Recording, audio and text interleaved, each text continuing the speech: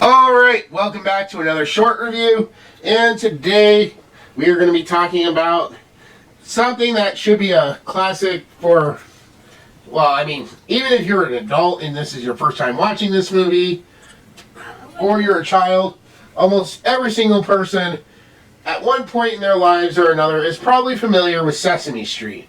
So we are reviewing their Christmas special, Once Upon a Sesame Street Christmas.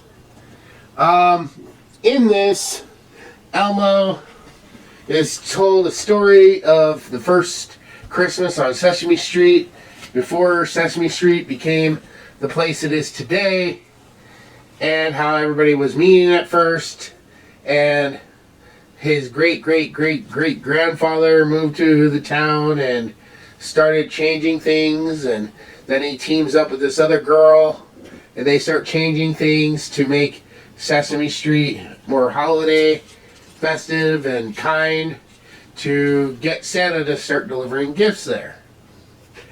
So, that's basically the story. In the end, they do manage to get everything, you know, obviously, because otherwise, what would be the point?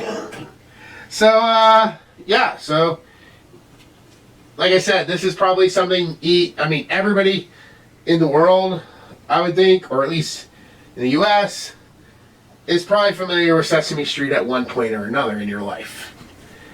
I know Cora grew up with it, and I grew up with it, because Sesame Street has been going for like 75 years or so.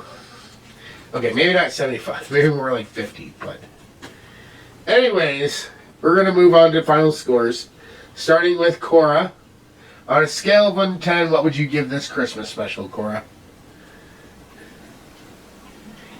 A 1 out of 10. What? A 1 out of 10? I knew I grew up with this, but Wow. I really don't like it. Says the girl who's sitting there laughing. Especially every time Cookie Monster was on screen. Okay, Cookie Monster's funny. That's all I'm going to say. He's the funniest person in there. I think you also laughed at Oscar the Grouch, too, at one point. Okay, those two are the funniest. And you laughed at Bert and Ernie at the end.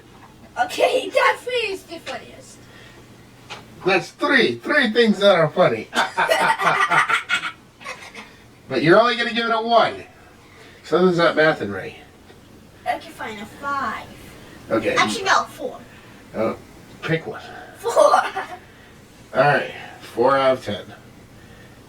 Is that anything else you want to say about it? Did you have a favorite song? Favorite character? No. No, you just said like 4 different people. Was it Bert and Ernie? Was it Oscar the Grouch? No, Cookie Monster? Elmo used to be your favorite. You would, if you heard Elmo playing, you would come running across the house to go watch Elmo.